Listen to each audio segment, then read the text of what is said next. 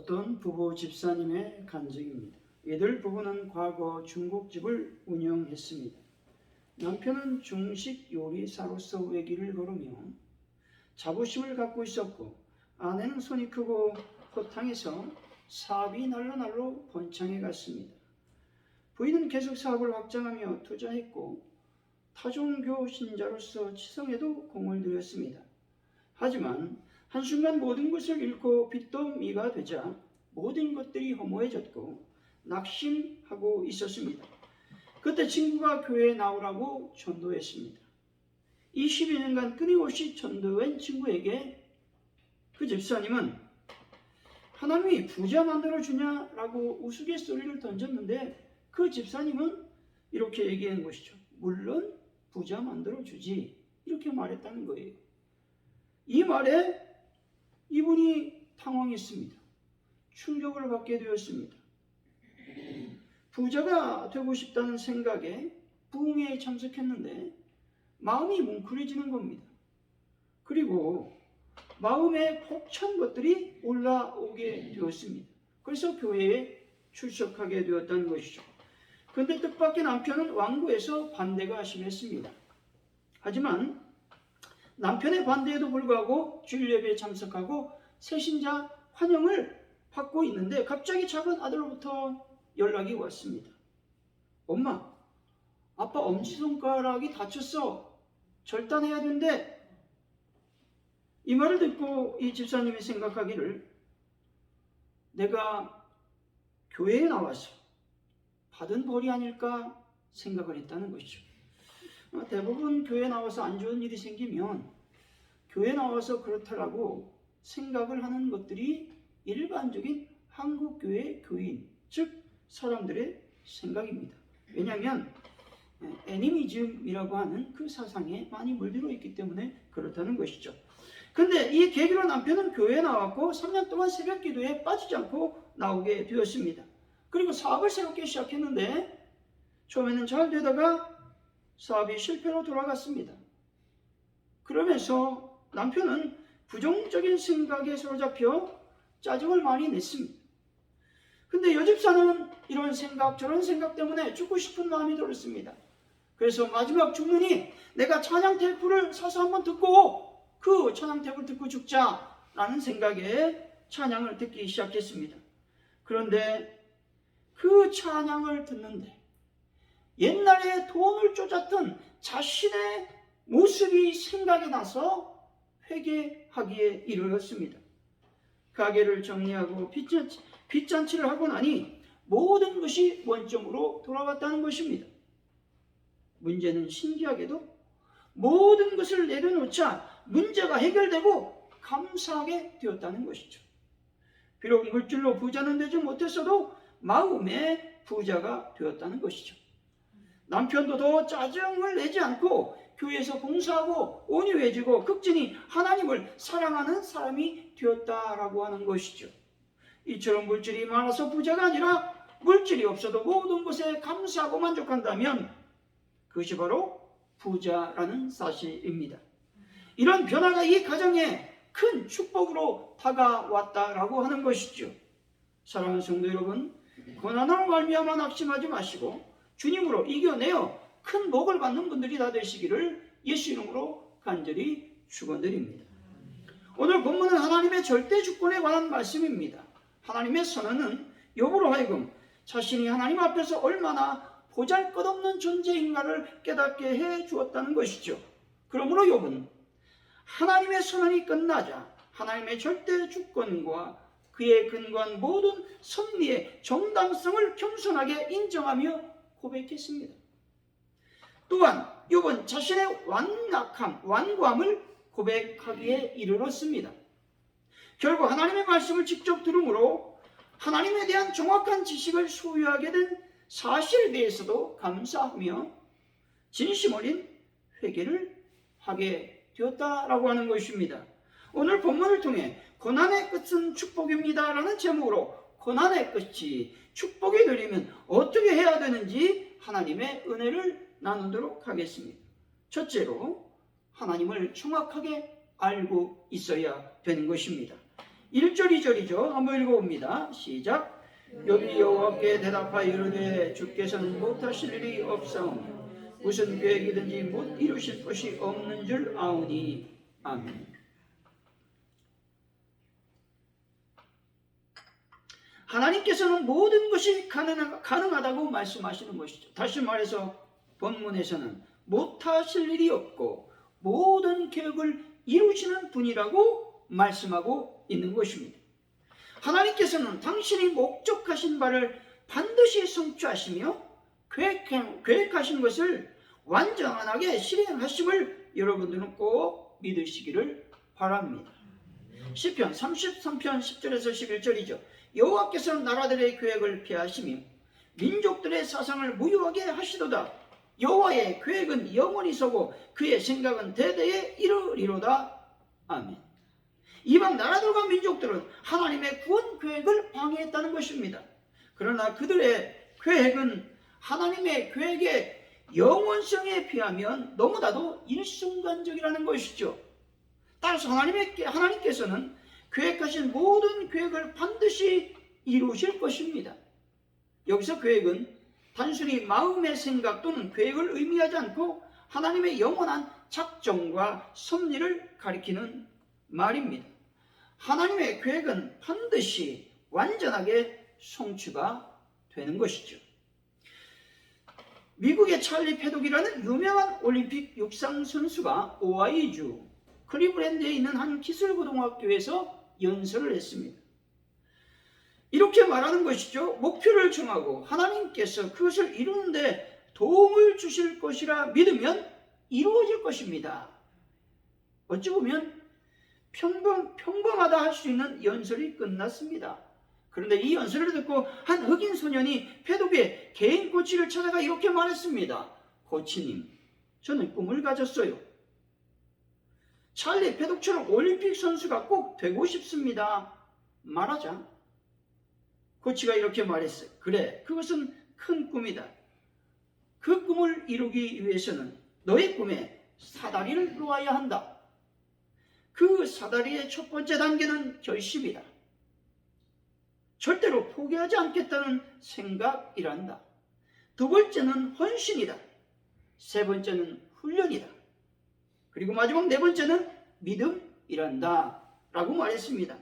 코치의 이 말 한마디가 그 인생의 전환점이 되었습니다. 그는 꿈을 가지면 하나님께서 도와주신다는 말을 마음 깊이 되새기게 되었다는 것이죠. 그는 코치의 말대로 세계에서 제일 빠른 선수가 되는 꿈을 갖고 그 꿈에 헌신하며 훈련했고 믿음을 갖게 되었습니다. 당시에도 흑인이라는 이유만으로도 천대받던 시기였습니다. 그러나 그는 열등감과 절망을 떨쳐버리고 오히려 더 적극적이고 창조적인 사람이 되어갔다는 것이죠. 그 결과 그는 1936년 독일에서 열린 베를린 올림픽에서 4개의 금메달을 따게 되었습니다. 그리고 그의 이름이 제시 오웬인데 명예의 전당에 그 이름이 올려지게 되었다는 것이죠. 하나님의 계획은 크게는 구원의 계획입니다. 죄를 지어 멸망으로 가는 인간들을 구원하기 위한 하나님의 계획은 먼 옛날 구약 시대로부터 이어졌습니다. 결국 구원의 계획이란 하나님 당신으로서는 비참해지고 참담해지며 인간의 모습으로 이 땅에 태어나는 것이었습니다. 그래야 하나님으로서의 전능하심도 인정되고 인간으로서 인간편에서 하나님께 중보할 수 있는 위치에 설 수 있게 되는 것이죠. 하나님이신 예수 그리스도께서 이 땅에 오셨습니다. 신으로서 오신 것이 아니라 인간으로서 낮고 천한 곳으로 오셨습니다. 그리고 당신의 생명을 던져 인간을 구원하기 위해 십자가에 피 흘려 돌아가셨습니다. 예수 그리스도의 십자가 보혈은 가장 귀한 희생이었습니다. 우리를 구원하기 위한 이 희생은 참으로 고통스러웠다는 것이죠. 이런 큰 그림을 뒤로하고 하나님께서 나에 대해서도 우리 가정에 대해서 그리고 또 파주 온누리교회에 대해서도 계획을 갖고 계심을 여러분이 믿으시기 바랍니다. 그 계획을 알고 순응하며 순종하는 것은 우리들의 믿음이라고 하는 것입니다. 잠언서 16장 3절입니다. 너희 행사를 어깨에 맡기라. 그리하면 내가 경영하는 것이 이루어지리라 말씀합니다. 여기서 행사와 경영은 하나님께 모든 것을 믿고 맡긴다는 의미가 있습니다. 다시 말해서 무조건적으로 하나님을 신뢰하는 것을 말합니다. 여러분의 인생에 일어나는 모든 일을 주님께 맡기는 것을 말하는 것이죠. 어떤 일을 주시든 상관하지 않고 그대로 수용하는 것을 의미하는 것입니다. 그리하면 하나님께서 여러분들의 인간의 본성과 사물의 이치들 가운데에서 지혜로운 계획을 세우고 옳은 결정을 내리는 자로 만들어 주신다라는 것이죠. 잠언서 16장 3절을 이렇게 해석해 보도록 하겠습니다. 당신의 모든 것들을 무조건적으로 그리고 근본적으로 하나님께 맡기라. 그렇다면 천천히 당신은 지혜로운 사람, 현실을 정확하게 파악하는 사람이 될 것이다. 하나님이 어떤 분이신지 그리고 자신이 누구인지를 아는 사람이 될 것이다. 인간의 본성과 사물의 이치들 가운데에서 옳은 결정을 내리는 사람으로 변화가 될 것이다 라고 하는 말씀인 것입니다. 우리가 왜 지혜로운 사람이 되지 못합니까? 우리가 왜 정확하게 현실을 파악하지 못합니까? 왜 하나님을 정확하게 알지 못합니까? 왜 우리가 자신이 누구인지 정확하게 알지 못하고 있는 겁니까?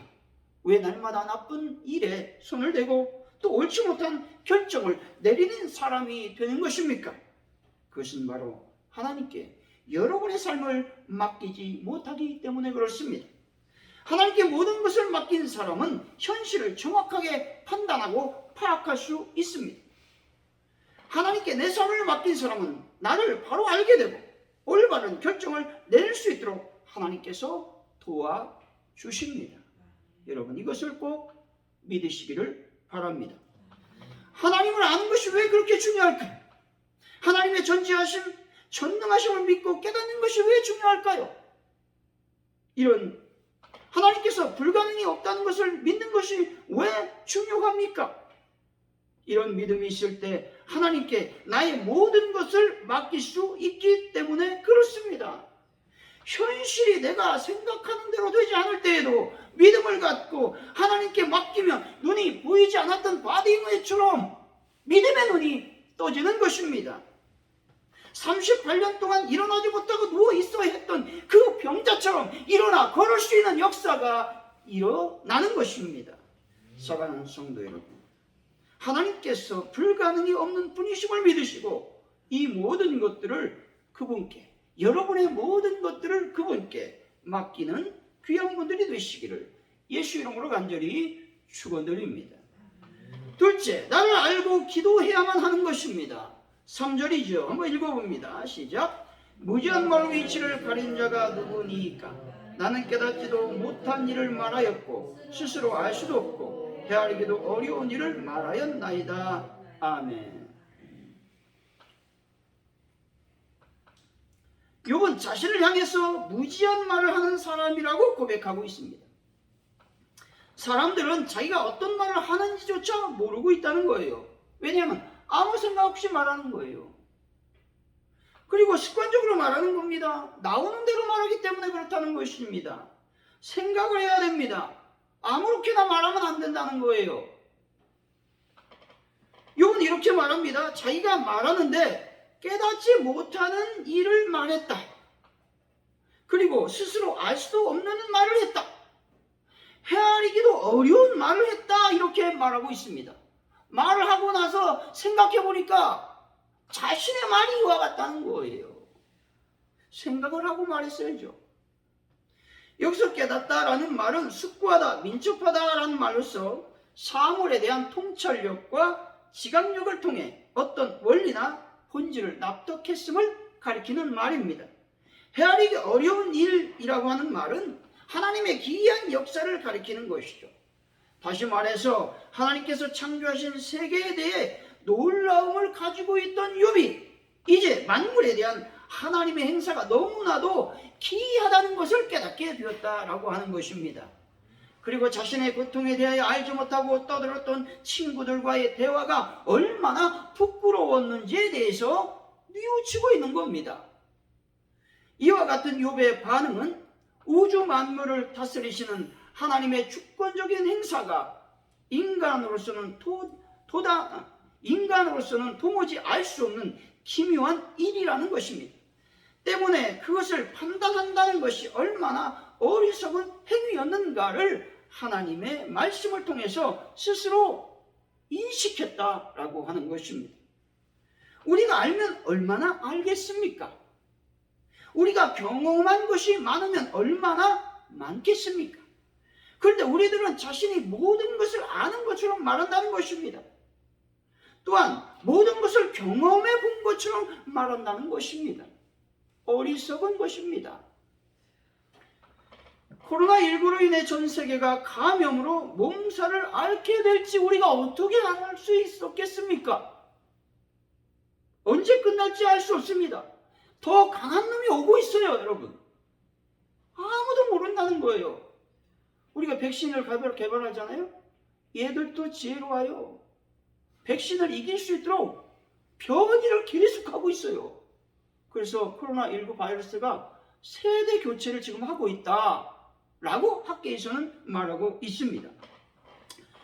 그래서 이 영국에서는 델타 플러스가 발생하여 이제는 전 세계 곳곳에서 이 델타 플러스가 발생하고 있다는 거예요.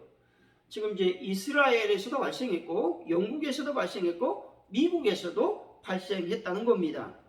이 바이러스는 기존 델타 변이가 속도가 빨라요, 여러분. 감염 속도가. 근데 이 속도보다도 몇 프로? 10에서 15% 감염 속도가 빠르다는 겁니다. 위드 코로나를 선포한 영국에서는 하루 5만 명의 확진자가 속출하고 있고 하루에 100명 이상의 사망자가 생기고 있다라는 것입니다.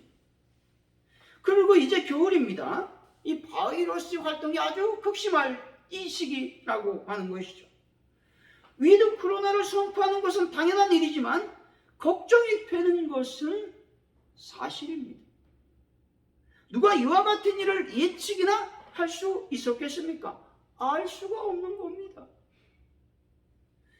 우리 가정의 미래가 어떻게 될지 누가 알겠습니까? 아주 온누리교회의 미래에도 마찬가지라는 것입니다. 어떤 방향으로 흘러가게 될지도 모르고 하나님의 방향으로 흘러갈지 인간적인 방법대로 흘러갈지 우리는 알 수가 없습니다. 알지 못하니 어떻게 해야 되겠습니까? 하나님께 모든 것들을 맡기고 모든 것들을 아시는 하나님께 어떻게 해야 될까요? 기도해야 된다는 것입니다. 4절이죠. 한번 읽어봅니다. 시작. 내가 말하겠사오니 주는 들으시고 내가 주께 묻겠사오니 주여 내게 알게 하옵소서. 아멘. 욥은 알게 해달라고 기도하는 것입니다. 아무것도 모르니 알게 해달라는 것입니다. 사사기 6장 3절이죠. 보소서 내가 양털 한 뭉치를 타작마당에 두리니 만일 이슬이 양털에만 있고 주변 땅을 마르면 주께서 이미 말씀하신 것 같이 내 손으로 이스라엘을 구원하실 줄을 내가 알겠나이다 하였더니, 여러분 기드온에게 하나님이 말씀했어요. 너는 일어나 군대를 조직하라는 거예요. 그런데 그것을 믿지 못하는 겁니다. 그랬을 때 기드온이 기도하는 겁니다. 자신이 과연 이스라엘을 구원할 구원자인지를 알고 싶어서 다시 한번 확신을 얻고 싶어서 기도하는 겁니다. 양털 뭉치 기도인데 이것은 조건 기도이라고 하는 것입니다. 첫째로 양털에만 이슬이 내리고 주변에는 이슬이 없도록 해달라는 겁니다. 두 번째는 주변에 이슬이 있게 하고 양털 뭉치에는 이슬이 없게 해달라는 것이었습니다. 그때 하나님께서 두 번씩이나 모두 기드온의 그 기도에 응답해 주셨다라는 것입니다. 자신이 하는 일에 확신과 믿음이 없을 때 어떻게 해야 될까요? 기도해야 됩니다. 자신의 미래가 불확실하여 마음이 심숭생숭할 때 어떻게 해야 됩니까? 기도해야 되는 것입니다. 인간적인 말이나 생각, 믿음이 없는 행동을 하지 말고 오직 기도함으로 하나님의 생각을 말해야 되는 것입니다. 사랑하는 성도 여러분, 기도함으로 하나님의 응답을 받아 마음의 평안과 생각의 일관성을 소유하는 귀한 분들이 되시기를 예수 이름으로 간절히 축원드립니다. 그렇다면 고난의 끝에 축복은 과연 무엇이었을까 하는 것입니다. 그것은 먼저 하나님의 임재를 경험하는 것이었습니다. 5절의 말씀이죠. 한번 읽어봅니다. 시작. 내가 죽게 대하여 귀로 듣기만 하였사오니 이제는 눈으로 주를 배움나이다. 아멘. 백문이 불여일견이라는 말이 있습니다. 이 말은 100번 듣는 것이 한 번 보는 것 못하다라는 의미라는 것이죠. 하나님을 100번 정도 들으면 대충 이해할 수 있을 것 같습니까? 여러분, 믿음이 없으면 이해가 안 갑니다. 그런데 하나님 한 번만 보게 되면 모든 것들이 해결된다라고 하는 것입니다. 하나님의 임재를 경험하면 평생 그 순간을 잊지 못합니다. 기도원에서 하나님께 은혜 받았을 때 그 느낌을 여러분 잊을 수 있습니까? 잊지 못하는 거예요. 저는 하늘산에 가서 기도원에서 은혜를 받았는데 고등학교 2학년 겨울방학 때 지금도 잊지 못합니다. 그 분위기, 그 느낌, 하나님의 강력한 기름 부으심의 역사를 지금도 잊지 못하고 있다라고 하는 것이죠. 평생 한 분만 믿고 나갈 수 있게 되는 겁니다. 하나님만 믿고 나갈 수 있게 되는 겁니다. 믿음이 생기는 겁니다. 확신이 생기는 겁니다. 하나님이 나를 보살펴 주시고 사랑해 준다는 확신이 막 물밀듯 밀려오게 된다는 거예요. 이게 하나님의 임재를 경험한 자가 경험하는 영적인 축복이라고 하는 것입니다. 욥이 하나님을 배웠다는 의미는 주의 임재를 자기 눈으로 목격했다라는 것입니다. 재산과 종과 자식들까지 다 죽고 몸에 심한 즉 악성 피부병이 생겨난 이유를 알지 못해서 분통이 터지고 억울했습니다. 그런데 이제 모든 것들이 깨달아지는 것입니다. 주님의 임재를 체험하기 전까지는 자기가 제사드리는 그 의로움에 대해서 얘기합니다. 자아에 사로잡혀서 고난이 원통했습니다. 분통했습니다. 그런데 이제는 주님의 말씀 속에서 해석이 되었다는 것입니다. 여러분, 여러분의 삶이 주님의 말씀 속에서 해석이 되지 않잖아요? 신앙생활이 안 되는 거예요. 신앙은 주님의 뜻을 깨달아 아는 겁니다. 주님께서 주신 믿음으로 해석하여 받아들이는 것이 믿음이라는 거예요. 신앙이라는 것입니다. 귀로 듣는 신앙, 눈으로 보는 신앙의 차이가 명백하게 대조가 됩니다. 귀로 듣는 신앙은 무지한 말로 이치를 가리는 자를 가리키죠. 깨닫지 못하는 말을 하는 자를 말합니다. 그리고 귀로 듣는 신앙은 알지도 못하는 말을 하고 헤아리기 어려운 말을 함부로 말하는 자를 말하는 것입니다. 하지만 눈으로 보는 신앙은 회개하는 신앙을 말합니다. 자신을 아는 신앙을 말하고 있는 것이죠. 6절이죠. 한번 읽어봅니다. 시작. 그러므로 내가 스스로 거두어드리고 특별과 제 가운데서 회개하나이다. 아멘. 지금까지 욥은 친구들과 회개한다는 말을 하지 않았습니다.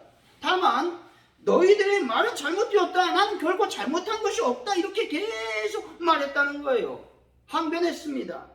하지만 하나님을 직접 체험하고 나니 죄를 지었던 자신의 모습이 떠오르게 되었고 볼 수 있게 되었습니다. 그래서 그는 회개하게 되었다는 거예요. 자신을 볼 수 없는데 어찌 올바른 신앙생활을 할 수 있겠습니까? 자신이 어떤 말을 하는지 제대로 파악하지 못하는데 어떻게 신앙생활을 제대로 할 수가 있겠냐 하는 말입니다.